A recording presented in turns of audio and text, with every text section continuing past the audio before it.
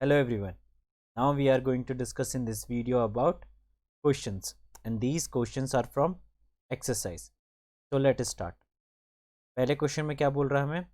How does the force of gravitation between two objects change when the distance between them is reduced to half? Gravitational force में क्या change आएगा जब हम distance को half कर देंगे? तो देखो, यहाँ पे हमें दो सिनेरियो लेना है, ठीक है। पहला क्या कि लेट सपोज एक ऑब्जेक्ट ए है और बी है, ठीक है। इन दोनों के बीच का डिस्टेंस कितना है?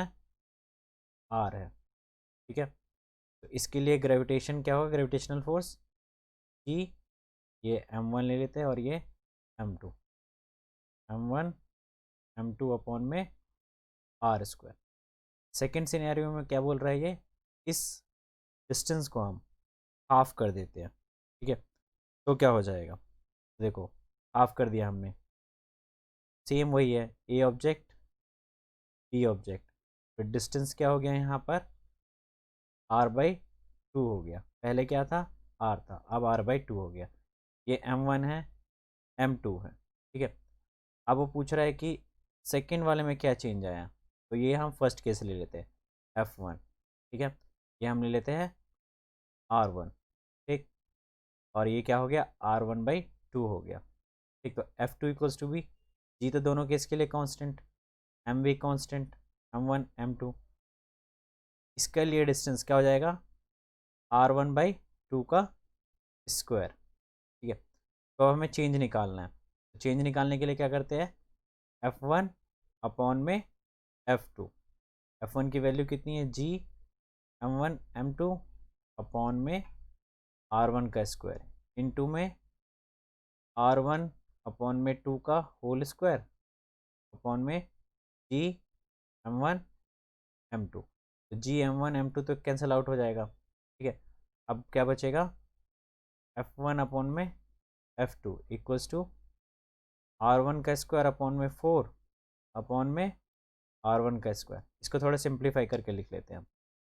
f1 में अपॉन में f2 equals to r1 square upon में 4 अपॉन में r1 स्क्वायर, ये इसके साथ मल्टीप्लाई होगा, ठीक है। इसके नीचे कुछ नहीं है तो 1 होगा, ठीक है।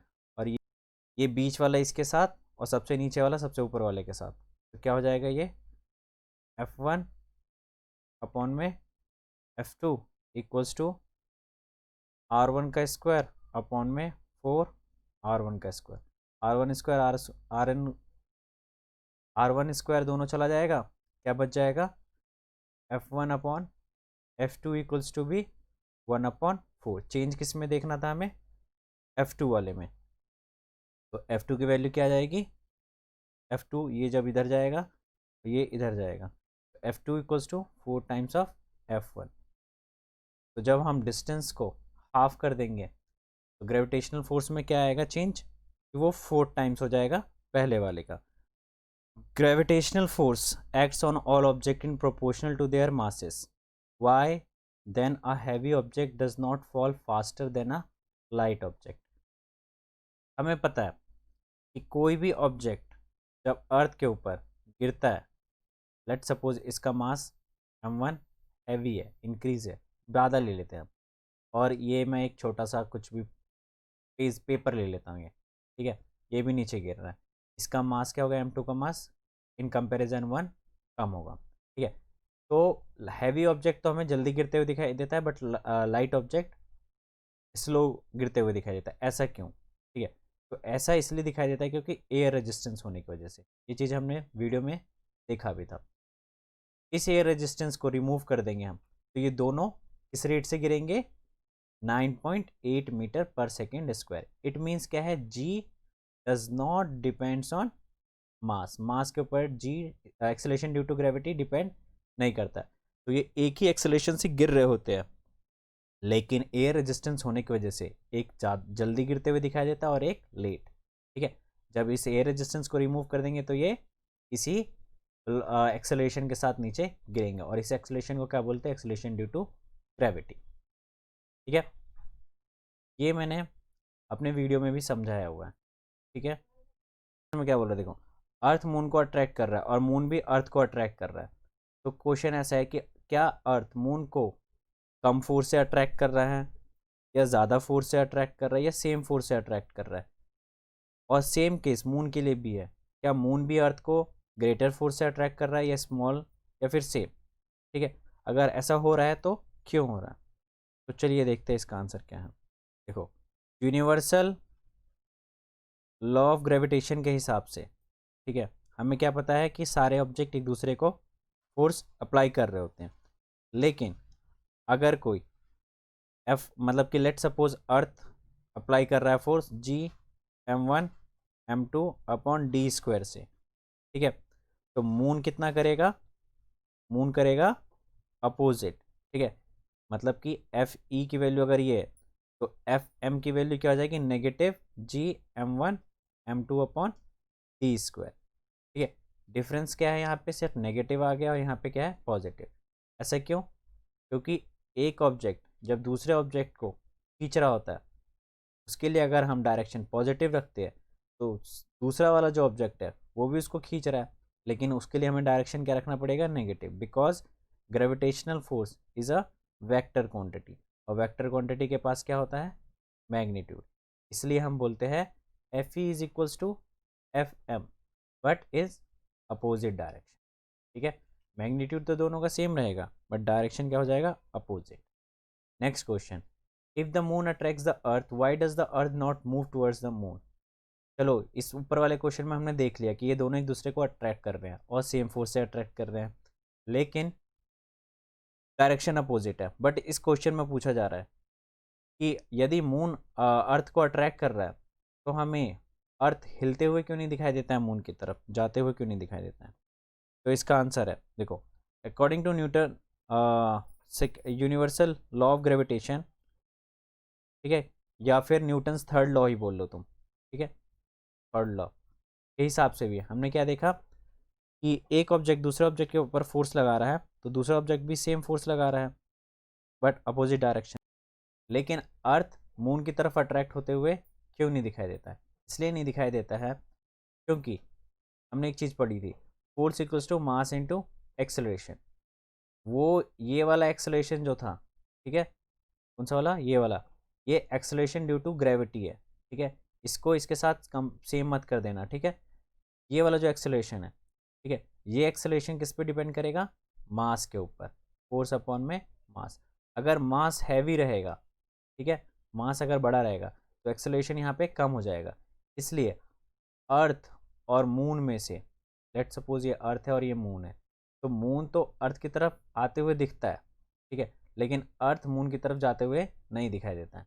इट मीन्स कहने का मतलब है कि अर्थ ने मून को अपनी तरफ अट्रैक्ट करके रखा हुआ है। ठीक है, जैसे इस क्वेश्चन में पूछा भी जा रहा है कि why does the earth not move towards the moon, because the mass of A earth is heavy, और जिसका मास मास की वैल्यू जितनी ज़्यादा होगी, जितनी ज़्यादा होगी एक्सेलरेशन उतना ही कम होगा, और मास जितना ही कम होगा एक्सेलरेशन उतना ही बढ़ जाएगा। ठीक है, तो ये वाला एक्सेलरेशन और इस वाले एक्सेलरेशन को अलग करके रखना, ये इंडिपेंडेंट ऑफ मास है। ये एक्सेलरेशन क्यों आया है, बिकॉज ऑफ ग्रेविटी, और सबकी ग्रेविटी अलग अलग होती है। ठीक है, और ये वाला एक्सेलरेशन क्यों आया है, क्योंकि यहाँ पे हम दो अलग अलग ऑब्जेक्ट को देख रहे हैं। ठीक है, और जिस ऑब्जेक्ट का मास जितना ज़्यादा होगा वो एक्सेलरेशन उतना ही कम प्रोड्यूस करेगा। ठीक है, next question, what happens to the force between two object if the mass. देखो, ये क्वेश्चन नंबर फर्स्ट की तरफ फिर से सेम आ गया। क्या होगा फोर्स, मतलब फोर्स में क्या चेंज आएगा जब मास को, एक ऑब्जेक्ट का मास डबल हो जाएगा। ठीक है, फर्स्ट सिनेरियो में तो पहले हम लेते हैं F one equals to be G m1 m2 upon में R1 का स्क्वायर। ठीक है, सेकेंड सिनेरियो में क्या बोल रहे हैं कि एक मास डबल हो जाएगा। ठीक है, तो जी तो कांस्टेंट रहेगा, एक मास को हम डबल कर देते हैं, ट्वाइस ऑफ m1 m2, एक ही मास डबल हुआ इसलिए एक को किया हमने यहाँ, और डिस्टेंस तो सेम ही रहने वाला है, तो सेम रहने वाला है, तो R2 R1 के इक्वल ही रहेगा। ठीक है, तो R2 का स्क्वायर। अब हम इसको कंपैरिजन करते हैं, तो कंपेयर करने के लिए हमें डिवाइड करना पड़ता है, F1 upon F2 G m1 m2 upon में R1 का स्क्वायर इंटू में R2 की जगह हम R1 रख लेंगे क्योंकि वो दोनों सेम ही है, चेंज ही नहीं आया, चेंज किस में है, मास में है। R1 का स्क्वायर अपॉन में G टू M1, क्योंकि M1 ट्वाइस हो गया, और M2 यहाँ से ये कैंसिल आउट, ये G गया, M1 गया, M2 गया, R1 का स्क्वायर R1, सिंप्लीफाई करके लिख लेते हैं F1 F2 equals to B 1/2। Change किस में निकालना है? F2 में निकालना है। तो F2 की वैल्यू क्या आ जाएगी? Twice of F1। तो जब मास को हम डबल करेंगे तो क्या चेंज आएगा? फोर्स भी डबल हो जाएगा। ठीक है, नेक्स्ट क्वेश्चन क्या बोल रहा है? The distance between the object is double and triple. यहाँ पे दो केस हो गया, एक बार डिस्टेंस को डबल किया गया, एक बार डिस्टेंस को ट्रिपल किया गया। तो सेम पहले वाले के लिए तो यही रखना है। ठीक है, अब हम डिस्टेंस को डबल कर देते हैं, तो अब R2 की वैल्यू क्या आ जाएगी? Twice of R1। ठीक है, तो F2 equals to be G M1 ही रहेगा, M2 अपॉन में R2 का स्क्वायर। ठीक है, R2 क्या हो गया यहाँ पे? ट्वाइस हो गया, G M1 M2 अपॉन में ट्वाइस ऑफ R1 का स्क्वायर। R2 हमने क्या बोला था? ट्वाइस हो चुका है, ठीक है, डबल हो गया। तो अब कितना हो गया ये? G M1 M2 अपॉन में 4 R1 का स्क्वायर। ठीक है, ये F2 की वैल्यू आ गई, और F1 की वैल्यू ये थी। ये हमारा इक्वेशन 1 है, ये हमारा इक्वेशन 2 आ गया। अब इन दोनों इक्वेशन को हम इक्वेट करके, मतलब कि डिवाइड करके लिख देंगे। करके लिखेंगे तो क्या होगा? F1 अपॉन में F2 equals to be G M1 M2 upon में R1 का स्क्वायर इंटू में 4 R1 का स्क्वायर अपॉन में G M1 M2। ये तो ये कैंसिल आउट, R1 से R1 गया, सिंप्लीफाई करके लिख लो F1 F2 equals to B 4, और F2 में चेंज हमें देखना है, तो F2 क्या हो जाएगा? F1 का जब 1/4 हो जाए। ठीक है, ये चीज़ इधर चली जाएगी, F2 इधर चला जाएगा। ठीक, तो F2 की वैल्यू क्या आ जाएगी? जब हम F1 को 4 से डिवाइड कर देंगे, बोला है कि जब हम डिस्टेंस को थ्राइस करेंगे तो क्या होगा? देखो सब कुछ ऐसे ही रहेगा। ठीक है, यहाँ पे हमने डिस्टेंस को क्या कर दिया? थ्राइस कर दिया। तो थ्राइस करने के बाद 3 का स्क्वायर हो जाएगा, तो 3 का स्क्वायर कितना हो जाएगा? 9 R1 का स्क्वायर। फिर से वापस इक्वेट करना है, F1 अपॉन में F2, G M1 M2 upon में R1 का स्क्वायर इंटू में 9 R1 का स्क्वायर अपॉन में G M1 M2। ये कैंसिल आउट हो गया, R1 से R1 गया, तो F2 कितना हो जाएगा? F1 के 1/9 टाइम्स। ठीक है, तो जब आप डिस्टेंस को थ्राइस कर दोगे तो क्या चेंज आएगा? फर्स्ट वाले के 1/9 हो जाएगा। ठीक है, next question number 7, what is the importance of universal law of gravitation. ये क्या है इंपॉर्टेंट? ये मैंने वीडियो में समझाया हुआ है। ठीक है, कहाँ कहाँ यूज़ होता है। What is the acceleration of free fall, ये भी मैंने वीडियो में समझाया हुआ है, तो इसके लिए वीडियोस देखिए आप। What do we call the gravitational force between the earth and the object. क्या कहते हैं ग्रेविटेशनल फोर्स अर्थ और किसी ऑब्जेक्ट के बीच में? तो क्या होता है? वेट होता है। ठीक है, नेक्स्ट क्वेश्चन देखो, इस क्वेश्चन में क्या, अमित ने कुछ ग्राम गोल्ड खरीदे पोल्स पे अपने फ्रेंड के कहने पर। ठीक है, वो अपने फ्रेंड को दे देता है, और जब वो उस पे इक्वेटर पे मिलता है, ठीक है, तो विल द फ्रेंड एग्री, क्या उसका फ्रेंड एग्री होगा उसके वेट से, खरीदे हुए वेट से? तो हमें पता है कि वेट इक्वल्स टू क्या होता है? mg। ठीक है, यहाँ पे g की वैल्यू क्या होती है? ज़्यादा होती है। क्यों ज़्यादा होती है? क्योंकि डिस्टेंस यहाँ पे कम होता है, और यहाँ g की वैल्यू क्या होती है? कम होती है। क्यों? क्योंकि यहाँ पे r की वैल्यू ज़्यादा होती है। ठीक है, तो जहाँ पे g ज़्यादा होगा वहाँ पे w ज़्यादा होगा, जहाँ पे g कम होगा वहाँ पे w कम होगा। तो यहाँ पे लेट सपोज उसने 1 kg 1 न्यूटन, यहाँ पे वेट को हम न्यूटन से बोलते हैं, वो लेमन टर्म्स में kg बोल देते हैं। अगर 1 न्यूटन है, ठीक है, m इंटू में g 1 न्यूटन आया पोल्स पे WP, तो वो इक्वेटर पे क्या हो जाएगा? 1 न्यूटन से कम, 0.8 या फिर 0.9 हो जाएगा। ठीक है, अब उसका फ्रेंड क्या बोलेगा कि तूने मेरे को गोल्ड कम दिया है। ठीक है, बट वो ये नहीं देखेगा कि वहाँ पे जी की वैल्यू कम हो गई है, उसने वहाँ पे तो सही वैल्यू नापी थी, बट जी के वैल्यू के कम होने की वजह से डब्लू कम हो गया। तुम रीजन में क्या लिखोगे? जी की वैल्यू कम हो गई इसलिए वेट कम हो गया, और जी की वैल्यू कम क्यों हुई है, क्योंकि डिस्टेंस वहाँ पे बढ़ जाता है इसलिए। ठीक है। Why will a sheet of paper fall slower than one that is crumpled into a ball. क्यों, क्योंकि ये तुम्हें पता होगा, इसका मैंने रीज़न भी बताया है, एयर रेजिस्टेंस की वजह से। एयर रेजिस्टेंस किस पे ज़्यादा होगा, जो शीट ऑफ पेपर होगा। ठीक है। और क्रम्पल्ड वाले पे नहीं होगा क्योंकि वहाँ पे सरफेस एरिया कम हो जाता। एयर रेजिस्टेंस क्या हो जाएगा, ये शीट ऑफ पेपर के ऊपर ज़्यादा लगेगा इसलिए ये स्लो गिरता है, और यहाँ पे एयर रेजिस्टेंस कम लगता है इसलिए ये जल्दी गिर जाएगा। नेक्स्ट क्वेश्चन है, gravitational force on surface of the moon is only 1/6 as strong as gravitational force on the earth. What is the weight in newtons of a 10 kg object on the moon on the earth? हमें पता है एक relation, weight on the moon is 1/6 of weight on the earth. तो इसमें एक object का wait हमें बताना है। ठीक है। अगर उसका मास, उस ऑब्जेक्ट का मास 10 kg है, इसके ऊपर in newtons of 10 kg object on the moon and on the earth. ठीक है। मास तो हर जगह कांस्टेंट रहता है, तो मास उसका 10 kg दे दिया, तो वेट क्या होगा मून के ऊपर और वेट क्या होगा अर्थ के ऊपर, यह हमें फाइंड करना है। तो मून का तो जी हमें पता नहीं है, ठीक है, बट ये रिलेशन पता है, तो पहले हमें क्या निकालना पड़ेगा, weight on earth, and we have already knew about the g, the value of g on earth. तो weight on earth is m into में जी। एम की वैल्यू कितनी है 10, और जी की वैल्यू कितनी है 9.8। पॉइंट हटाया, नीचे 10 आ गया, 10 से 10 कैंसिल आउट, ये कितना हो गया 98 Newton wait on earth. And from this equation we can find the value of weight on moon is 1/6 of 98। तो इसको कैंसिल आउट करने के बाद कितनी आएगी वैल्यू अपनी, 1 जा 6 जा 0.34 न्यूटन। तो weight on moon is 16.34 newton and weight on earth is 98 newton. ठीक है। नेक्स्ट क्वेश्चन क्या है, a ball is thrown vertically upward with a velocity of 49 metre per second.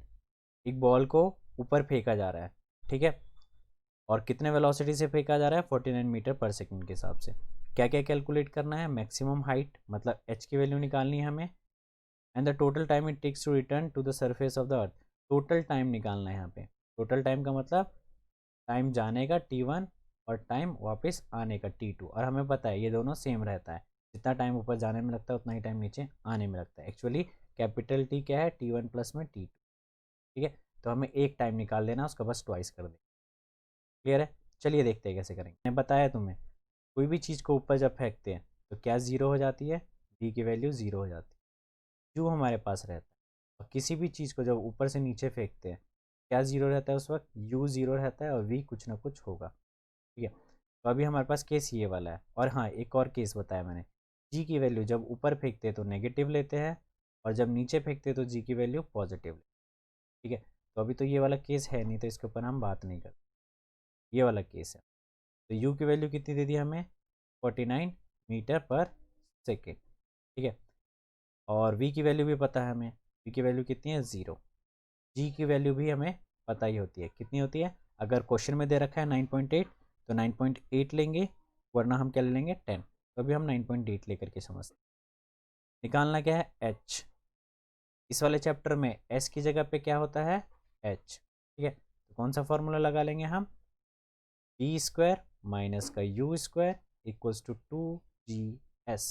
B की वैल्यू 0, यू की वैल्यू माइनस का, minus ये question का ही है, मेरी तरफ का माइनस नहीं है, 49 का स्क्वायर इंटू में 2 इंटू में 9.8, और यहाँ पे एस की जगह पे क्या है एच है। ठीक है। तो एच की वैल्यू आ जाए नेगेटिव आएगी यहाँ पे, क्यों, क्योंकि 9.8 कैसा है जी नेगेटिव है, अगेंस्ट द ग्रेविटी काम हो रहा है। ठीक है। ग्रेविटी नीचे लगती है बट हम अगेंस्ट द ग्रेविटी काम कर रहे हैं, तो जी की वैल्यू क्या हो जाएगी नेगेटिव हो जाएगी, तो ये पूरा नेगेटिव हो गया। माइनस का 49 इंटू में 49 इक्वल्स टू माइनस का 2 इंटू में 9.8 इंटू में एच, तो माइनस से माइनस कैंसिल आउट। ठीक है। एच की वैल्यू क्या हो जाएगी 49 इंटू में 49 अपॉन में 2 इंटू में 9.8, पॉइंट हटाया ऊपर आ गया 10, 49 2 जा, ठीक है, और ये 2 5 जा, ठीक है, तो एच की वैल्यू कितनी आ जाएगी तुम्हारी 122.5 मीटर, ठीक है, ये आ गई तुम्हारी एच की वैल्यू। अब निकालना क्या हमें टाइम, तो फ्रॉम इक्वेशन बी माइनस का यू माइनस का equals to g t, v की वैल्यू 0 माइनस का 9.49 इक्वल्स टू माइनस का 9.8 इंटू में टी की वैल्यू हमें निकालनी है, ये T1 है, ठीक, तो ये माइनस का 49 अपॉन में माइनस का 9.8 इक्वल्स टू T1, ठीक है, और हम जानते हैं T1 और T2 क्या है, सेम रहेगा, ठीक है, तो ये माइनस से माइनस कैंसिल आउट, अगर तुमने यहाँ पे देखो माइनस नहीं क्या होता तो टी की वैल्यू नेगेटिव आ जाती है और टाइम कभी नेगेटिव में नहीं आता, ये पॉइंट ऊपर चला गया 49 2 टाइम्स में और 2 5, तो टाइम ऊपर जाने में कितना लगा 5 सेकेंड्स का, ठीक है, टाइम ऊपर जाने में कितना लगा 5 सेकेंड, तो ऊपर जाने में 5 लगेगा तो नीचे आने में भी क्या लगेगा 5 लगेगा,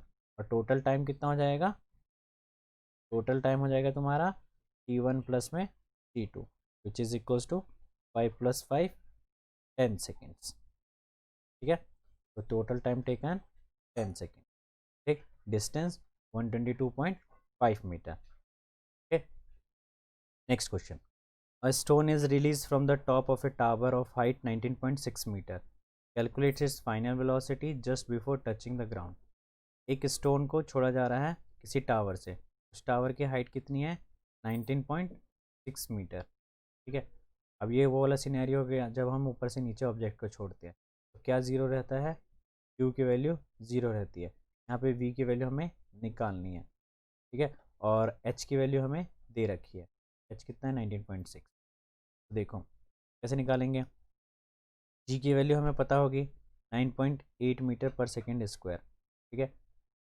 और यहाँ पे जी की वैल्यू क्या होगी पॉजिटिव होगी, क्यों, क्योंकि यहाँ पे ग्रेविटी को फेवर कर रहा है वो, इसलिए, ठीक है, तो किससे निकालेंगे हम वी स्क्वायर माइनस का u square equals to 2GH, ठीक है, तो वी की वैल्यू तो निकालनी है, यू की वैल्यू कितनी है 0, 2 इंटू में 9.8 इंटू में 19.6, यूनिट सबकी देख लेना सेम होनी चाहिए, नहीं होगी तो करना होगा, तो वी स्क्वायर क्या हो जाएगा 2 इंटू में 9.8 इंटू में 19.6, वी की वैल्यू क्या हो जाएगी अंडर रूट ऑफ 2 इंटू में 9.8 इंटू में 19.6, इसको जब मल्टीप्लाई करेंगे क्या हो जाएगा 19.6 इंटू में 19.6, देखो ये 2 है तो रूट के अंदर जब 2 होते तो एक बाहर निकाल लेते हैं हम, तो क्या आ जाएगा आंसर 19.6 मीटर पर सेकेंड, ठीक है, तो फाइनल वेलोसिटी निकल गई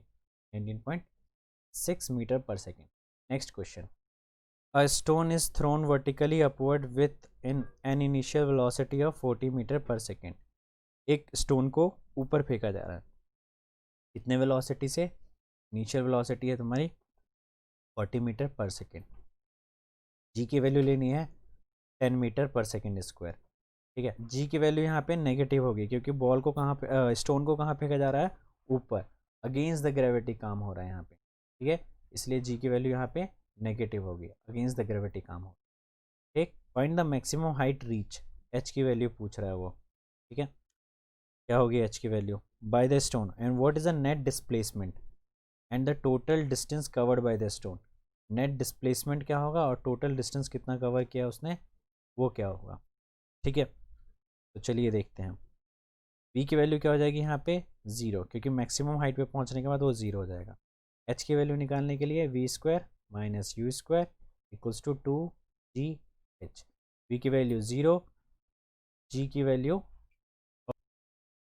तो जी की वैल्यू नेगेटिव हो गई, अब वी स्क्वायर माइनस का यू की वैल्यू 40 का स्क्वायर, यूनिट सारी सेम है, 2 इंटू में माइनस का 10 और एच की वैल्यू हमें निकालनी है, तो माइनस का 4 का स्क्वायर 1600 अपॉन में माइनस का 20, ये एच की वैल्यू निकालनी, minus minus cancel out, H की वैल्यू आ गई तुम्हारे पास 80 मीटर। ठीक है, तो ये तो क्या है, सिर्फ स्टोन ऊपर जाने का, बट हमें क्या निकालना है, इसका नेट डिस्प्लेसमेंट और टोटल डिस्टेंस कितना कवर किया है। ठीक है, तो टोटल डिस्टेंस कितना होगा जाने का प्लस में आने का। ठीक है, तो 80 जाने का है, 80 आने का, टोटल कितना हो जाएगा 160 मीटर। ठीक है, तो टोटल डिस्टेंस कितना कवर किया उसने 160 मीटर। और डिस्प्लेसमेंट क्या हो जाएगा इसका, डिस्प्लेसमेंट हो जाएगा 0। क्यों, क्योंकि जब एक चीज़ को हम ऊपर फेंकते हैं और वो चीज़ वापस वहीं पर आकर के गिर जाए तो दोनों के बीच में शॉर्टेज डिस्टेंस कितना है 0। ठीक है, तो ये हो गया तुम्हारा टोटल डिस्टेंस 160 मीटर, ये हो गया एच की वैल्यू 80 मीटर और डिस्प्लेसमेंट 0।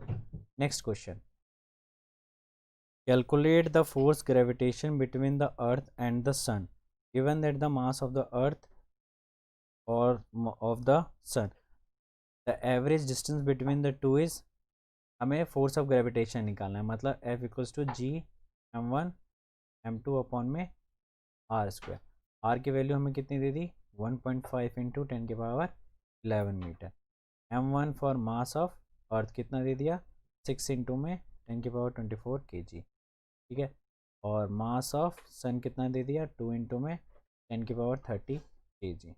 ठीक है, जी की वैल्यू पता है 6.67 इंटू 6.67 इंटू 10 की पावर -11 न्यूटन मीटर स्क्वायर पर kg स्क्वायर। ठीक है, तो फोर्स 6.67 इंटू 10 की पावर -11 इंटू में 6 इंटू में 10 की पावर 24 इंटू में 2 इंटू 10 की पावर 30 अपॉन में डिस्टेंस 1.5 इंटू 10 की पावर 11 का स्क्वायर। मैंने पहले ही बोला ऐसे क्वेश्चन को सॉल्व करने के लिए पावर 6.67 इंटू 6 टू जा 12, ये मैंने दोनों को मल्टीप्लाई कर दिया। अब पावर को अलग से लिख लेते हैं, -11 प्लस का 24 प्लस का 30 अपॉन में 1.5 इंटू में 1.5 इंटू में 10 की पावर 22। ठीक है, अब कितना हो जाएगा ये 54 माइनस का 11, 4 में से 1 गया 3, 5 में से 43 और माइनस का 22, ये ऊपर भी चला जाएगा। ठीक है, तो हम 43 में से 22 को भी माइनस कर देते, कितना हो जाएगा 3 में से 2 गया 1, 4 में से 2 गया 2 अपॉन में 1.5 इंटू में 1.5। तो ये देखो अब कितना आ जाएगा ये 6.67 इंटू 12 इंटू में 10 की पावर 21 अपॉन में 1.5 इंटू में 1.5। ठीक है, तो फाइनल आंसर कितना हो जाएगा इसका, मल्टीप्लाई और डिवाइड करने के बाद 3.56 इंटू 10 की पावर 23 न्यूटन। ठीक है, ये तुम्हारी फोर्स की वैल्यू आ गई। ठीक है, तो पहले पावर को सॉल्व करना, फिर उसके बाद इसको इसके साथ मल्टीप्लाई करके और 1.5 इंटू 1.5 को डिवाइड कर दें। ठीक है, next question, a stone is allowed to fall from the top of tower 100 metre high and at the same time another stone is projected vertically upwards from the ground with velocity of 25 meter per second. Calculate when and where the two stones will meet. क्या है question, एक 100 metre tower है। ठीक है, मतलब h की value हमें दे दी है, एच इक्वल्स टू बी 100। एक स्टोन को ऊपर से फेंका जा रहा है, मतलब छोड़ा जा रहा है, और उसी टाइम एक स्टोन को नीचे से भी वर्टिकली ऊपर फेंका जा रहा है। तो ये पूछा जा रहा है कि ये कब मिलेंगे। ठीक है, किस टाइम मिलेंगे और कितने डिस्टेंस पे मिलेंगे। एच की वैल्यू पता करनी है हमें, कब मिलेंगे ये दोनों और किस टाइम को मिलेंगे ये भी पता करना है। ठीक है, और किसकी वेलोसिटी हमें दे रखी है, जब हम नीचे से ऊपर फेंकते हैं तो उसकी वेलोसिटी हमें दे रखी है 25 मीटर पर सेकेंड, मतलब Q2 की वेलोसिटी दे रखी है हमें 25 मीटर पर सेकेंड। ठीक है, यहाँ पे इस वाले केस में क्या हो जाएगा V2 0, इस वाले केस में क्या होगा U1 0 और V1 कुछ ना कुछ होगा। ठीक है, अभी नहीं पता। ये दोनों किस टाइम पे मिलेंगे T, मतलब T1 is equals to T2, हम T ले लेते हैं। ठीक है, और H निकालना है। लेट सपोज ये यहाँ पे मिलते हैं, डिस्टेंस पे मिलते हैं। ठीक है, तो ये डिस्टेंस कितना है नहीं पता, हम ले लेते हैं X। ये टोटल कितना है 100 माइनस 100, ये टोटल 100 मीटर का है, ठीक है। तो ये अगर x मीटर का है तो ये कितना हो जाएगा 100 माइनस एक्स मीटर, ठीक है। तो ये 100 माइनस एक्स मीटर है, समझे। मतलब कि अगर इसने x डिस्टेंस ट्रैवल किया तो ये बचा हुआ डिस्टेंस कितना होगा, 100 में से माइनस करेंगे तो उतना ही होगा ना। लेट सपोज इसने 90 किलोमीटर ट्रैवल कर लिया, 19 मीटर सॉरी, तो ये कितना होगा 10 मीटर ही होगा। तो 10 मीटर कब पता चलेगा, जब 100 में से 90 माइनस कर देंगे, मतलब इस x की वैल्यू माइनस कर, ठीक है। तो ये समझ में आया कि अगर ऊपर वाले ने, ऊपर वाला x मीटर पे मिलता है, उससे मीट करता है, तो नीचे वाला कितने मीटर पे मीट कर रहा होगा 100 माइनस एक्स, ठीक है। तो ये x मीटर ले लिया हमने। अब इक्वेशन बनाते हैं यहाँ पे, कौन सा equation, h1 equals to q1 g1 plus में हाफ, हाँ एक चीज़ और, इस वाले केस में g की वैल्यू क्या होगी पॉजिटिव, और इस वाले केस में g की वैल्यू क्या हो जाएगी नेगेटिव। और g दोनों के लिए क्या होगा g1 इक्वल्स टू g2 रहे, g तो वैल्यू सेम ही रहेगी 9.8, ठीक है, मीटर पर सेकेंड स्क्वायर, ठीक है। तो u1 t1 plus half g और t1 का स्क्वायर, ठीक है। h1 की वैल्यू कितनी है x, ठीक। u1 यहाँ पे कितना जाएगा पूरा ज़ीरो कर दिया क्योंकि u1 की वैल्यू ज़ीरो है, प्लस में हाफ में g की वैल्यू कितनी है वो बाद में डालेंगे, अभी प्लस है ये लिख लेते हैं, और t1 स्क्वायर। तो x की वैल्यू हो जाएगी तुम्हारी हाफ g t1 का स्क्वायर। ये हमारे पास आ गया इक्वेशन नंबर 1। जब हम बॉल को, स्टोन को क्या कर रहे हैं नीचे ड्रॉप कर रहे हैं, ठीक है, स्टोन ड्रॉप वाला केस। अब हम करते हैं स्टोन थ्रो वाला केस, हाँ थ्रो अपवर्ड, ठीक है। इस वाले केस में क्या होगा h2 equals to u2 t2 plus में हाफ, g की वैल्यू यहाँ पे नेगेटिव होगी, ठीक है, वो आगे वाले स्टेप पे डालते हैं हम, और t2 का स्क्वायर।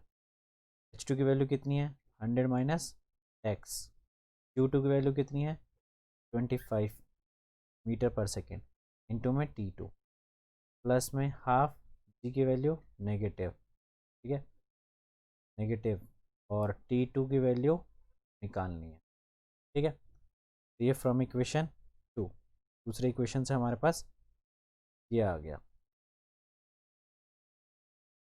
ठीक है। अब हम x की वैल्यू यहाँ पे पुट कर सकते हैं, ठीक है। From equation first we can put the value of x in equation 2, ठीक है। तो x की वैल्यू हम 2 में डालते हैं, तो 100 माइनस का x equals to 25 t2 minus का हाफ, g की वैल्यू हम ले लेते हैं 9.8, ठीक है। तो यहाँ पे हम 9.8 डाल देते हैं इंटू में t2 का स्क्वायर, ठीक है। तो x की वैल्यू क्या होगी 100 माइनस का हाफ इंटू में 9.8 इंटू में t1 का स्क्वायर, ठीक। 25 t2 माइनस का पॉइंट हटाए नीचे 10, ये 2 से गया तो कितना 2 4 जा 8 9 और 4.9 इंटू में t2 का स्क्वायर। अब देखो t1 t2 क्या है एक ही टाइम पे मिलेंगे, दोनों एक ही टाइम पे मिलेंगे तो t1 t2 टू तो हो नहीं सकता, तो t1 t2 की जगह पे t आ जाएगा, क्योंकि इसके लिए अलग टाइम और इसके लिए अलग टाइम थोड़ी ना हो सकता है, दोनों के लिए एक ही टाइम होगा, इसलिए हमने यहाँ पे t रख दिया। तो जहाँ जहाँ t1 t2 लिखा है वहाँ पे हम क्या कर देंगे t लिख देंगे। तो कितना हो जाएगा ये 100 माइनस का 4.9, बिकॉज ये पॉइंट नीचे 10 और ये 2 से 4 और ये 9, तो 49 इंटू में t equals to 25 t minus का 4.9 टी स्क्वायर, ठीक है, ये भी टी स्क्वायर है यहाँ, ठीक। तो क्या हो जाएगा ये तो इसके साथ कैंसिल आउट हो गया, ठीक। अब कितना आ जाएगा ये 100 इक्वल्स टू 25 टी, तो टी की वैल्यू कितनी आ जाएगी 4 सेकेंड, ठीक। तो चौथे सेकंड पे 4 सेकंड पे ये दोनों एक दूसरे से मिल जाएंगे।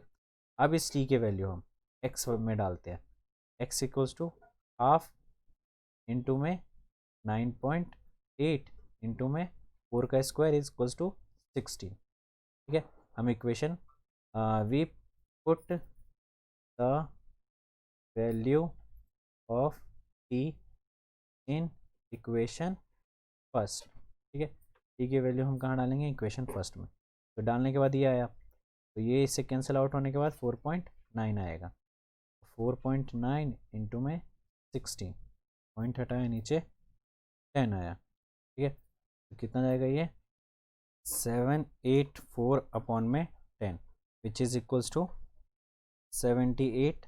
एक्स की वैल्यू कितनी आ जाएगी 78.4 मीटर। ठीक है, जब तुम यहाँ पे जी की वैल्यू 10 डालोगे, ठीक है, कभी किसी किसी के बुक में एक्स की वैल्यू 80 मीटर आ रही होगी। ठीक है, लेकिन उसके लिए केस क्या है, जब जी की वैल्यू 10 डालेंगे तब। ठीक है, बट हमने जी की वैल्यू क्या ले रखी है 9.8। 10 भी रख सकते हैं। ठीक है, जी की वैल्यू 10 भी रख सकते हैं और 9.8 भी रख सकते हैं। ठीक, तो 9.8 रखने पे 78.4 मीटर आया। ठीक है, और 10 रख दोगे तो जल्दी जल्दी कट जाएगा। अब देखो 78.4 मीटर ये आ गया। अब कौन सा, जब हम ऊपर से नीचे की तरफ आ रहे हैं 78.4 मीटर। टोटल कितने का था ये 100 मीटर का था। तो ये कितने का बचेगा, तो 100 minus x minus 100 minus x equals to 100 minus 78.4 कर देंगे तो कितना आएगा 21.6 आ जाएगा। ठीक है, ये आ जाएगा 21.6 में। कितना आ जाएगा, जब ग्राउंड से हम फेंकेंगे तो 21.6 मीटर रहेगा और जब ऊपर से ड्रॉप करेंगे तो 78.4 मीटर। तो ये नीचे से फेंकने वक्त में 21.6 मीटर पे मिलेंगे और कितने टाइम पे मिलेंगे 4 सेकंड। ठीक है, तो ये चीज़ याद रखना। और 10 की वैल्यू यहाँ पे रखने पे इसकी वैल्यू आ जाएगी 20 मीटर। ठीक है, और इसकी आएगी 80 मीटर। अगर जी की वैल्यू क्या रखते हैं हम 10 रखते हैं तो ठीक है 10 मीटर पर सेकेंड ये रखेंगे तब।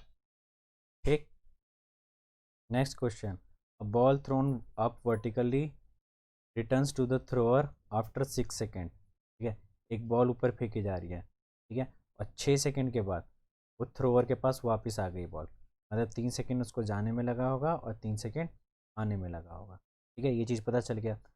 The velocity with which it was throne up, किस वेलोसिटी से उसको ऊपर फेंका गया ये फाइंड करना है। तो ये फर्स्ट वाले केस में वी की वैल्यू क्या हो जाएगी 0। ठीक है, the maximum height it reaches, H की वैल्यू निकालनी है। ठीक, and its position after 4 second, और टाइम 4 सेकेंड पे इसकी पोजीशन क्या होगी, मतलब कि जब 4 सेकेंड हो रहे होंगे ठीक है घड़ी में, तो वो किस पोजीशन पे होगा ये भी निकालना है हमें। तो पहले हम इसका वेलोसिटी निकाल लेते हैं। कौन सी, इनिशियल वेलोसिटी। तो इनिशियल वेलोसिटी निकालने के लिए v minus u equals to be g t. ठीक है, v की वैल्यू क्या हो जाएगी 0, u की वैल्यू 3, नहीं v u की वैल्यू हमें निकालनी है, वो टाइम दे रखा है। इस वाले केस में g की वैल्यू क्या हो जाएगी नेगेटिव। जी की वैल्यू यहाँ पे भी तुम 9.8 रखना है तो रखो और वरना 10।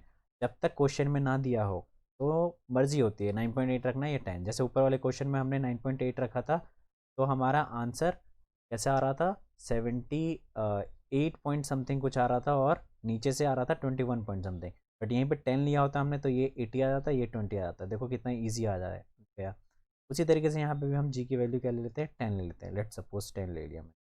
ठीक, तो क्या हो जाएगा नेगेटिव का 10 इंटू में टी की वैल्यू 3। ठीक है, तो ये माइनस का u equals to be minus का 30, minus minus cancel out, u की वैल्यू 30 मीटर पर सेकेंड। ठीक है, तो ये 30 मीटर पर सेकेंड के हिसाब से ऊपर जाएगा। यहीं पे अगर मैंने 9.8 लिया होता तो थोड़ा सा पॉइंट को हटाना पड़ता, फिर मल्टीप्लाई करना पड़ता, वहाँ पे टाइम हमारा कंज्यूम हो जाता है। इसलिए अपने कंफर्ट के लिए हम 10 ले लेते हैं। ठीक है, लेकिन जब तक अगर क्वेश्चन में ना लिखा हो तब तक, अगर क्वेश्चन में लिख दिया 9.8 लेना है तो वही लेना है। यू की वैल्यू निकल गई हमारे पास, एच की वैल्यू निकालनी है। तो एच क्या हो जाएगा s h equals to be u t plus में हाफ जी टी स्क्वायर। ठीक है, यू टी की वैल्यू अभी आई हमारी 30, टाइम कितना लग रहा है 3, हाफ जी ऊपर जाने में माइनस का 10 और टाइम 3 का स्क्वायर 9। ठीक है, तो ये कितना हो जाएगा 3 3 90 माइनस का ये 5 45। ठीक है, तो ये h की वैल्यू कितनी हो जाएगी 45। तो मैक्सिमम कितना हाइट अटेंड करेगा वो 45 मीटर। ठीक है, अब क्या पूछ रहा है हमसे, वो चौथे सेकंड पे कितना डिस्टेंस ट्रेवल करेगा। तो same h equals to be u t plus में हाफ प्लस वही half g t, half g t square. ठीक है, तो यू टी 30, टाइम यहाँ पे अभी रखना पड़ेगा हमें कितना, चौथे सेकंड पे क्या होगा, प्लस में हाफ जी की वैल्यू माइनस का 10 और टी का स्क्वायर 4 का स्क्वायर 16। ठीक है, कब, जब टाइम 4 सेकंड रहेगा। तो एच की वैल्यू क्या होगी ये निकालनी है। ये तो हमने क्या निकाली, मैक्सिमम हाइट। मैक्सिमम हाइट कितना अटेन करेगा, कितने टाइम पे, 3 सेकंड। 3 सेकंड ही है ना जब ऊपर जा रहा है वो। ठीक है, ये चौथे सेकंड पे वो रिटर्न करना स्टार्ट हो जाएगा, इसलिए हम निकाल ले हैं क्या, कि टाइम 4 सेकंड जब रहेगा तो एच का कहाँ रहेगा एच। तो ये 120 हो जाएगा, माइनस का ये हो जाएगा तुम्हारा 5, ये 80। तो कितना डिस्टेंस ट्रैवल कर लेगा वो 40 मीटर। ठीक है, एच की वैल्यू हो जाएगी तुम्हारी 40 metre from the ground. Ground से वो 40 मीटर दूर रहेगा। ठीक है, from the ground. Okay, next question, example 10.1। The mass of Earth is इतना, मास दे रखा है हमें अर्थ का। ठीक है, कितना दे रखा है 6.10 की पावर 24 kg, और मून का मास दे रखा है, डिस्टेंस भी दे रखा है उन दोनों के बीच में। फोर्स कितना एग्जर्ट होगा, तो सिंपल वो वाला फार्मूला जी m1 m2 अपॉन में आर स्क्वायर। ठीक है, देखो सेम यहाँ पे भी यही फार्मूला लगा, F G m1 m2 upon में आर स्क्वायर। आर की जगह डी कर दिया और m1 m2 की जगह बड़ा एम अर्थ के लिए रखा है और छोटा एम मून के लिए लिखा। सेम यहाँ पे ये लिख दिया, सिंपल है। पहले पावर वाले जितने भी हो उनको सॉल्व करने की कोशिश करो। ठीक है, फिर उसके बाद इन सबको आपस में मल्टीप्लाई करके और नीचे वाले के साथ डिवाइड करना है। ठीक है, तो आंसर कितना आएगा 2 इंटू 10⁻20 न्यूटन। फिर उसके बाद देखो in text question, state the universal law of gravitation, ये मैंने वीडियो में बताया हुआ है। ठीक है, write the formula to find the magnitude of gravitational force between the earth and an object on the surface of earth, ये भी मैंने वीडियो में बताया हुआ है। एक्सरसाइज 10.2। ठीक है, a car falls off a latch and drops to the ground in 0.5 second.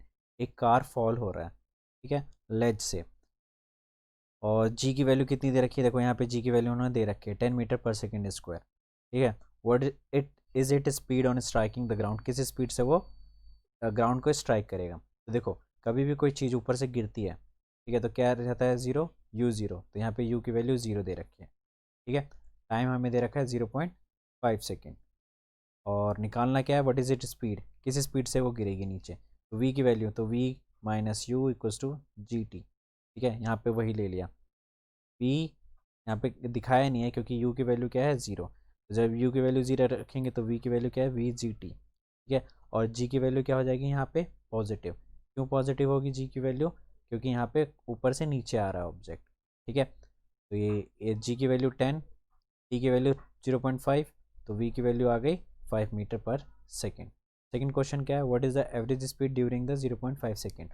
Average speed क्या होगा 0.5 सेकेंड में। और थर्ड क्या, how high is the ledge from the ground, H की वैल्यू निकालनी है यहाँ पर। ठीक है, तो देखो एवरेज स्पीड, जब हमें एवरेज स्पीड के लिए दो फार्मूला है।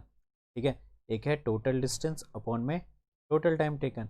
लेकिन जब हमें इनिशियल वेलोसिटी और फाइनल वेलोसिटी दे रखा है, उस केस में क्या होता है, इनिशियल प्लस फाइनल अपॉन में 2। तो इनिशियल क्या था इसका 0, फाइनल अभी हमने नीचे निकाला 5, प्लस में कर देंगे, प्लस के बाद फिर डिवाइड बाई 2 करने के बाद कितना है 2.5 मीटर पर सेकेंड। तो यहाँ पे हमें मोशन वाले चैप्टर में जो इक्वेशन पढ़े थे, 3 इक्वेशन के अलावा भी एवरेज वगैरह पूछेगा। ठीक है, तो ध्यान रखना। और एच की वैल्यू निकालने के लिए क्या है हमारे पास formula, h equals to b q t plus half g t square, या फिर v square minus u square equals to 2 GS। यहाँ से भी निकाल सकते हैं, ठीक है, और यहाँ से भी निकाल सकते हैं, इट डिपेंड्स ऑन यू। देखो इस क्वेश्चन में तो यहाँ से निकाला हुआ है, मैं तुम्हें यहाँ से निकाल के दिखाता हूँ। वी स्क्वायर, वी की वैल्यू कितनी आई थी 5, तो 5 का स्क्वायर 25 माइनस में 0 इक्वल्स टू 2 इंटू में 10, और एस की जगह एच। ठीक है, एच। तो 25 इक्वल्स टू 20h, तो h की वैल्यू कितनी आ जाएगी 25/20, 5 से डिवाइड किया 5 4, तो कितना आ जाएगा आंसर 1.25 मीटर। तो दोनों केस में सेम आया आंसर। ठीक है, तो वो डिपेंड करता है तुम पे, जितना जल्दी स्ट्राइक कर जाए तुम्हारे माइंड के अंदर तुम वो फार्मूला यूज़ कर लेना। ठीक है, नेक्स्ट एग्जांपल है 10.3। इसमें क्या बोल रहा है, एक ऑब्जेक्ट को थ्रो किया गया है ऊपर की तरफ, ऊपर फेंका गया, तो ऊपर जैसे फेंकते तो याद रखना हमेशा v0 हो जाता है, क्यों कुछ होता है उसके पास, कुछ ना कुछ होगा उसके पास, और g की वैल्यू क्या हो जाएगी नेगेटिव हो जाएगी, क्योंकि अगेंस्ट द ग्रेविटी काम हो रहा है। कैलकुलेट क्या करना है, वेलोसिटी किस वेलोसिटी से फेंका गया है u की वैल्यू, और time taken by the object to reach the highest point, और कितना टाइम लेगा ऊपर पहुंचने में। ठीक है, टाइम भी निकालना है। तो पहले तो निकालेंगे इसका u, तो v square minus u square equals to be 2gh। ठीक है, h की वैल्यू यहाँ पे दे रखी है। ठीक है, h की वैल्यू कितनी है 10 मीटर। ठीक, तो यहाँ पे ये वैल्यू डालते हैं हम, v0 u निकालना है, 2 इंटू में g की वैल्यू मैंने क्या बोली नेगेटिव, तो यहाँ पे 9.8, और यहाँ पे इन्होंने 9.8 ले लिया है, दिया नहीं है वैसे क्वेश्चन में, तुम 10 भी ले सकते हो। ठीक है, तो 9.8 लेने के बाद u की वैल्यू क्या है minus u square equals to be minus का 2 इंटू में 9.8 इंटू में 10, पॉइंट हटाया नीचे 10, 10 से 10 कैंसिल आउट, माइनस से minus cancel out, u 2 into में 9.8। ठीक है, तो ये कितना आ जाएगा u 196, इसका जब स्क्वायर रूट हटाएंगे तो 14 आ जाएगा, तो u की वैल्यू 14 आ गई। t निकालना था, v इक्वल्स टू या v minus u equals to be g t. ठीक है, तो t निकालना है, v की वैल्यू हमें पता है 0, और u की वैल्यू हमने अभी ऊपर निकाली 14, ये डालने के बाद g की वैल्यू 9.8, t से t की वैल्यू निकाल लेंगे, तो t की वैल्यू आ जाएगी 1.43 सेकेंड्स। ठीक है, in text why do you mean by free fall, ये मैंने वीडियो में समझाया हुआ है। What do you mean by acceleration due to gravity, ये भी मैंने वीडियो में समझाया हुआ है। ठीक है, next example 10.4, mass of an object is 10 kg, किसी ऑब्जेक्ट का मास 10 किलो है। ठीक है, and what is it weights on earth, earth के ऊपर वेट कितना होगा, तो we know that weight on earth is mg, if the mass of the object is 10 kg we need to multiply the mass from 9.8, so we get 98 Newton. Next question, an object wait is 10 Newton, यहाँ पे object they दिया हमें, object का wait कितना है 10 Newton, इसके ऊपर अर्थ के ऊपर है। ठीक है, 10 न्यूटन, तो मून पे क्या होगा, we know that weight on moon is 1/6 of weight on Earth, 1/6 से इसको डिवाइड कर देंगे बस, 1.67 न्यूटन आ गया। ठीक है, और ये क्यों होता है वेरी करता है, बिकॉज ऑफ जी, जी अलग है। ठीक है, अब यहाँ पे जी अर्थ के ऊपर जी 9.8 है, और मून पे जी क्या हो जाएगा 1/6 हो जाएगा। ठीक है, क्योंकि मास भी 1/6 हो रहा है, तो डेफिनेटली जी भी 1/6 ही होगा। What are the difference between mass of an object and its weight, ये भी मैंने वीडियो में समझाया हुआ है। Why is the weight of an object on the moon is 1/6 the weight on the Earth, ये भी मैंने वीडियो में डेरिवेशन करके समझाया हुआ है। ठीक है, तो ये इंपॉर्टेंट है डेरिवेशन, कभी कभी एग्जाम में आ। नेक्स्ट क्वेश्चन एग्जाम्पल 10.6 बहुत इंपॉर्टेंट है। एक वुडन ब्लॉक है जिसका डायमेंशन ये है 40, 20 और 10 सेंटीमीटर। एक बार उसको इस पोजीशन में रखा गया और एक बार इस पोजीशन में रखा गया। इस पोजीशन में जब रखा गया है तो 20 इंटू में 10 बोला है वहाँ पे क्वेश्चन में, ये देखो क्वेश्चन में ऊपर बोला गया है कि दो कंडीशंस में रखा गया, एक है 20 इंटू में 10 और एक है 40 इंटू, इसमें कितना प्रेशर एग्जर्ट होगा इसके ऊपर ये निकालना है। तो देखो यहाँ पे एरिया कितना ज़्यादा कवर हो रहा है नीचे, ठीक है, और यहाँ पे एरिया इतना छोटा सा कवर हो रहा है। We know that pressure equals to force per unit area, और यहाँ पे भी pressure equals to force per unit area. यहाँ पे एरिया क्या है ज़्यादा है तो प्रेशर कम आएगा, यहाँ पे एरिया कम है तो प्रेशर ज़्यादा आएगा। ये तो हम ऐसे ही बोल रहे हैं जितना हमें पता है थ्योरेटिकली, अभी प्रूफ करके देखते हैं। ठीक है, न्यूमेरिकल करके जब वैल्यूज इस पर डालेंगे उसके बाद क्या आती है वैल्यू। मास वुडन ब्लॉक का गिवन है 5 kg है, और डायमेंशन क्या है 40, 20 और 10। ठीक है, पहले हम क्या निकाल लेते हैं फोर्स निकाल लेते हैं, force equals to mass into gravity. यहाँ पे थ्रस्ट इसलिए लिखा है क्योंकि प्रेशर का फॉर्मूला थ्रस्ट भी होता है, थ्रस्ट अपॉन एरिया और फोर्स अपॉन एरिया होता है। जब फोर्स परपेंडिकुलर हो जाता है तो थ्रस्ट बोल देते हैं हम, और नॉर्मल रहता है तो फोर्स बोल देते हैं। ठीक है, वैसे सेम ही है। तो मास 5 kg, ग्रेविटी 9.8। ठीक है, नई क्वेश्चन में दे रखा है तो 10 भी ले सकते हो। तो कितना है फोर्स 49 न्यूटन। पहले हम किस डायमेंशन के लिए निकाल रहे हैं 20 इंटू में 10, ठीक है। तो इतना ही एरिया कवर हो रहा है, ठीक है। ये देखो ये डायग्राम में तुम देखोगे तो सिर्फ कितना एरिया टेबल टॉप, एक टेबल टॉप के ऊपर रखा है ना ऐसे करके, ठीक है, इसके ऊपर रखा है। तो सिर्फ इतना एरिया सरफेस के साथ कांटेक्ट में, ठीक है। और इसका भी कितना एरिया सरफेस के साथ कांटेक्ट में है, सिर्फ इतना ही एरिया, ठीक है। तो ये लगा दिया हमने, area equals to be length into में ब्रेथ, लेंथ 20 ब्रेथ 10, कितना जाएगा 200 सेंटीमीटर स्क्वायर। सब कुछ मीटर में है, यूनिट पहले चेक कर लो, सेंटीमीटर सेंटीमीटर सेंटीमीटर, बट जी क्या होता है मीटर में, इसलिए हमें किस में कन्वर्ट करना पड़ेगा इसको, मीटर। तो किससे डिवाइड कर दिया 100 इंटू में 100, बिकॉज यहाँ पे स्क्वायर है इसलिए। तो कितना आगे आंसर 0.02 मीटर स्क्वायर।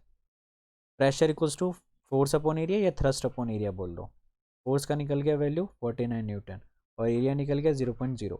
आंसर कितना आ गया 2.45 0 न्यूटन मीटर स्क्वायर, 2450 न्यूटन, ठीक है। तो हमने क्या बोला था इसका प्रेशर ज़्यादा आने वाला है, अभी देखो इस पर लिख लेते हैं हम 2450 न्यूटन। सेकेंड वाले का फोर्स तो वही रहने वाला है, एरिया चेंज हो जाएगा। एरिया क्या हो जाएगा लेंथ इंटू ब्रेथ, लेंथ कितनी है 40, देखो ये 40 है नीचे यहाँ पर, इसको मैं रब कर दूँ ये नीचे 40 है और ब्रेथ कितना है 20, तो 40 इंटू में 20 सेंटीमीटर 800, मीटर में कन्वर्ट करा 0.08, 49 divided by 0.08 which is 612.5 newton metre square, ठीक है। ये तुम्हारा आ गया प्रेशर, यहाँ पे न्यूटन मीटर स्क्वायर, ठीक है। प्रेशर है ये, फोर्स नहीं है, प्रेशर है। तो किस पे ज़्यादा प्रेशर लग रहा है, ए, हमने बोला भी था कि प्रेशर ए वाले का ज़्यादा आएगा इन कंपेरिजन ऑफ बी वाला, ठीक है। क्योंकि यहाँ पे एरिया क्या है ज़्यादा था, यहाँ पे एरिया कम है। नेक्स्ट क्वेश्चन देखो, इस वाले क्वेश्चन में होता क्या, जब हम वेइंग मशीन के ऊपर अपना वेट नापने के लिए खड़े होते हैं तो एक तो हमें अर्थ अपनी तरफ खींच रहा होता है mg, ठीक है, और साथ में अपने एटमॉस्फेयर में क्या है एयर भी है, ठीक है। तो वो एयर हमें पता है कि एयर क्या लगाते हैं अप थ्रस्ट लगाते हैं, अप थ्रस्ट का मतलब है बाइंड फोर्स लगाते हैं, ठीक है। तो ये क्या है एक दूसरे को कैंसिल आउट कर रहा होता है, ठीक है। तो कैंसिल आउट करने के बाद हमारा एक्चुअल वैल्यू नहीं आता है, क्या आता है अपेरेंट आता है, और अपेरेंट क्या हो जाता है लेस हो जाता है। क्यों, क्योंकि जो अप थ्रस्ट है वो हो जाता है ज़्यादा और mg क्या हो जाता है कम हो जाता है, ठीक है। लेट सपोज तुम्हारा mg लग रहा है 10 न्यूटन, ठीक है, और अप थ्रस्ट लग गया 15 न्यूटन, ठीक है। तो एक्चुअल में वेइंग मशीन के ऊपर कितनी वैल्यू दिखाएगा 10 और 15 नहीं दिखाएगा, सिर्फ 5 न्यूटन दिखाएगा। क्यों, क्योंकि इन्होंने आपस में 10 कैंसिल आउट कर लिया एक दूसरे को, 10 अर्थ भी तो खींच रही है तुम्हें और एयर ऊपर की तरफ फोर्स लगा रही है 15 न्यूटन, ठीक है। तो कैंसिल आउट करने के बाद वेइंग मशीन पे सिर्फ 5 न्यूटन आएगा। तो जो 42 kg शो कर रहा है वेइंग मशीन के ऊपर वो क्या है लेस है एक्चुअल से, ठीक है। तो it indicated less than the actual mass से लेस दिखाएगा। Next question, you have a bag of cotton and iron bar. हमारे पास एक कॉटन बैग है और एक आयरन बार है। तो कॉटन तो बैग में आएगा पूरा, ठीक है इतने, और आयरन बार एक छोटा सा होगा, बट दोनों का मास क्या है 100 kg है, ठीक है। इस कॉटन का भी और आयरन बार का भी 100 kg। मास तो दोनों में क्या हो गया कांस्टेंट हो गया, ठीक है। बट वॉल्यूम क्या हो जाएगा दोनों का अलग हो जाएगा। इसका volume of cotton is greater than the volume of iron, क्योंकि इसने स्पेस, वॉल्यूम का मतलब क्या होता है कि कितना स्पेस हम घेरते हैं। जैसे इस क्यूब के अंदर ये पूरा स्पेस अंदर का जो होगा वो वॉल्यूम होगा, वॉल्यूम कॉटन का ज़्यादा आयरन से। तो वी नो दैट अगर किसी का वॉल्यूम बढ़ता है तो डेंसिटी कम होता है, ये कांस्टेंट है इन दोनों में, इसलिए इसके ऊपर बात नहीं करेंगे मास पे, ठीक है। और वॉल्यूम जिसका कम होगा डेंसिटी उसी का ज़्यादा होगा। तो इन दोनों में से डेंसिटी किसका ज़्यादा है, density of iron is greater than density of cotton. Hence can you say that which one is heavier, क्या हम कह सकते हैं कि कौन सा ज़्यादा है। तो हम कह सकते हैं कि सबसे ज़्यादा कौन सा वेट किसका ज़्यादा है आयरन का ज़्यादा है। क्यों आयरन का ज़्यादा है, क्योंकि उसकी डेंसिटी क्या हो जाएगी ज़्यादा हो जाएगी इसलिए, ठीक है। तो तुम ये रीज़न दे करके भी इसको समझा सकते हो।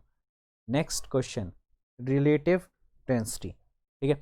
रिलेटिव डेंसिटी क्या, तो इसका एक फॉर्मूला है, क्या है रिलेटिव डेंसिटी का। रिलेटिव का मतलब हमेशा रिलेट करना, किससे वाटर के साथ रिलेट करना। एक तो तुम्हारे पास अननोन होगा और एक होगा नोन। वो नोन कौन सा होगा? वाटर होगा। तो relative density is equals to density of any object upon में डेंसिटी ऑफ वाटर। और डेंसिटी ऑफ वाटर कितना होता है? अगर इन टर्म्स ऑफ ग्राम बात करूँ तो 1 ग्राम पर सेंटीमीटर क्यूब, और केजी में बात करूँ तो 1000, ठीक है, 1000 केजी पर मीटर क्यूब। ठीक है, तो ये याद रखना, ये दोनों वाटर का ही होता है। क्लियर है? और ऊपर हमेशा अननोन होगा, तो यहाँ पे अननोन क्या है? सिल्वर है। इसकी हमें रिलेटिव, और रिलेटिव डेंसिटी का कोई यूनिट नहीं होता है, यूनिट लेस होता है। क्यों? क्योंकि ऊपर भी डेंसिटी नीचे भी डेंसिटी, आपस में यूनिट कट गया। ठीक है, तो डेंसिटी ऑफ सिल्वर के लिए बात कर रहे थे, उसकी वैल्यू हमें दे रखी है 10.1 10.8। डेंसिटी ऑफ सिल्वर नहीं दे रखा है, ये पूछ रहा है। और डेंसिटी ऑफ वाटर हमें पता रहता है कितना, 1000 केजी पर मीटर क्यूब। ठीक है, तो 1000 केजी पर मीटर क्यूब, इसको इसके साथ मल्टीप्लाई कर देंगे तो हमारे पास क्या आ जाएगा? डेंसिटी ऑफ सिल्वर आ जाएगा। क्लियर है? तो डेंसिटी ऑफ सिल्वर की यूनिट आएगी, क्योंकि रिलेटिव डेंसिटी की यूनिट लेस है। कितनी आएगी? 10.8 इंटू 10⁻³ kg metre cube. In what direction does the buoyant force on an object immerse in a liquid act? ये चीज़ मैंने वीडियो में समझाया हुआ है। ठीक है, कि किस डायरेक्शन में बाइंड फोर्स एक्ट करता है जब हम कुछ लिक्विड के अंदर इमर्स करते हैं। ठीक है, वैसे तो तुम्हें पता ही होगा, upward direction. Why does a block of plastic release under water come up to the surface of water? क्यों प्लास्टिक, जब हम प्लास्टिक रिलीज कर देते हैं वाटर के अंदर तो वो अपने आप ही ऊपर आ जाता है। ठीक है, तो ये भी चीज़ मैं पहले ही बता चुका हूँ। क्या है इसका रीज़न? डेंसिटी। अगर जिसकी डेंसिटी कम होगी इससे in comparison of density of liquid, अगर डेंसिटी ऑफ लिक्विड से डेंसिटी ऑफ ऑब्जेक्ट का कम होगा तो वो चीज़ क्या करेगा? फ्लोट करने लग जाएगा। ठीक है, क्योंकि इसके ऊपर बाइंड फोर्स ज़्यादा लग रहा होगा। ठीक, अगर डेंसिटी ऑफ ऑब्जेक्ट ग्रेटर होगा डेंसिटी ऑफ लिक्विड से तो वो चीज़ क्या कर जाएगा? सिंक कर जाएगा। ठीक है, next question, the volume of 50 gram substance is 20 centimetre cube. एक सब्सटेंस का, ठीक है, जिसका मतलब सब्सटेंस का मास दे रखा है 50 ग्राम, इसका वॉल्यूम दे दिया सब्सटेंस का कितना? 20 centimetre cube. Is the density of liquid, density of liquid is 1 gram centimetre cube है। तो विल द सब्सटेंस फ्लोट और सिंक? तो हम डेंसिटी ऑफ सब्सटेंस निकालते हैं। अभी हमने ऊपर देखा, अगर डेंसिटी ऑफ ऑब्जेक्ट लिक्विड से कम है तो फ्लोट करेगा, और डेंसिटी ऑफ ऑब्जेक्ट लिक्विड से बड़ा है तो सिंक कर जाएगा। यहाँ पे वही पता करना है हमें, फिर फ्लोट करेगा या सिंक करेगा। ठीक है, तो density of substance equals to mass of substance upon volume of substance. 50 upon में 20, 0.0 से 0 कैंसिल आउट, और ये क्या कर जाएगा? 2.5 ग्राम पर centimetre cube density of substance. तो क्या अब यहाँ पे क्या निकला कंक्लूजन हमारा? कि डेंसिटी ऑफ सब्सटेंस क्या है? Higher than density of liquid है। इट मीन्स ये सिंक कर जाएगा। ठीक है, it will sink. Next question देखो, the volume of 500 gram seal pack is 350 centimetre cube. एक सील पैक है, एस से डिनोट करते थे सील पैक का मास है 500 ग्राम, इसका वॉल्यूम कितना है सील पैक का? 350 सेंटीमीटर क्यूब। ये पहले फाइंड करना है ये फ्लोट करेगा या सिंक। तो density of seal pack equals to mass of seal pack upon volume of seal pack. Mass of seal pack is 500 upon में 350, तो ये पॉइंट से पॉइंट गया और आंसर कितना आया? 1.42 ग्राम पर centimetre cube. Density of seal packed is greater than density of liquid, it means ये सिंक कर जाएगा। ठीक है, अब पूछ रहा है कि ये सिंक कर जाएगा, तो अकॉर्डिंग टू आर्किमिडीज अगर कोई चीज़ सिंक कर रही है तो पानी भी डिस्प्लेस होगी, तो पानी कितनी डिस्प्लेस होगी ये हमें फाइंड करना है। तो वी नो दैट डिस्प्लेस्ड, जितना पानी डिस्प्लेस होगा वो किसके इक्वल होगा? जितना फोर्स एक्सर्ट हुआ है उस सील्ड पैकेट के ऊपर। ठीक है, अब सील पैकेट के ऊपर फोर्स कितना एक्सर्ट हुआ है ये निकालते हैं। तो देखो, the volume of water displace, water का वॉल्यूम कितना डिस्प्लेस करेगा? जितना सील पैक का वॉल्यूम होगा, और सील पैक का वॉल्यूम कितना था? 350 सेंटीमीटर क्यूब। इट मीन्स अगर मैं यहाँ पे पानी रख दूँ इसके ऊपर, तुम इतना सा स्पेस का कोई ऑब्जेक्ट लेकर के आओ तो इतना ही दूर में पानी डिस्प्लेस होगा ना। अगर इतना बड़ा लेकर के आओगे तो इतना कवर कर लेगा वो। तो जितना वॉल्यूम का पैकेट होगा उतना ही वॉल्यूम वाटर का डिस्प्लेस होगा, ठीक है। उसका मास कितना होगा ये निकालना है हमें, ठीक। तो मास इक्वल्स टू, तो therefore the displaced water mass, displaced water mass is, displaced water mass is volume of water into में density of water, ठीक है। Volume of displaced water equals to density of water निकालना है। तो कितना हो जाएगा वो, volume of water is, volume of displaced water is 350 and density of water is 1। It means 350 gram water क्या कर जाएगा, 350 ग्राम का वाटर डिस्प्लेस कर जाएगा जिसका मास इतना हो। तो mass of displaced water, displaced water is 350 gram. I hope तुम्हें क्लियर हो गया होगा, ठीक है। पहले हमने क्या निकाला इसके अंदर कि वो सिंक करेगा या फ्लोट, फिर क्या निकाला हमने, जितना वाटर डिस्प्लेस किया है उसका मास क्या होगा। तो density equals to be mass per unit volume. तो कितना वॉल्यूम का ऑब्जेक्ट उसके अंदर इमर्स हो रहा है ये हमें फाइंड करना है। तो कितना वॉल्यूम का इमर्स हो रहा है 350, तो उतना ही वॉल्यूम डिस्प्लेस कर जाएगा। तो वॉल्यूम 350 था यहाँ पे, 1 ग्राम हमें दे ही रखा था, ये रहा 1 ग्राम सेंटीमीटर, इसको इससे मल्टीप्लाई कर दिया तो उतने मास का वाटर, मतलब जितना वाटर डिस्प्लेस हुआ उसका मास उतना आया है। क्लियर है ये चीज़। Ramayo Mentoring Make a Difference. Subscribe us on YouTube and get free doubt clearing session or notes.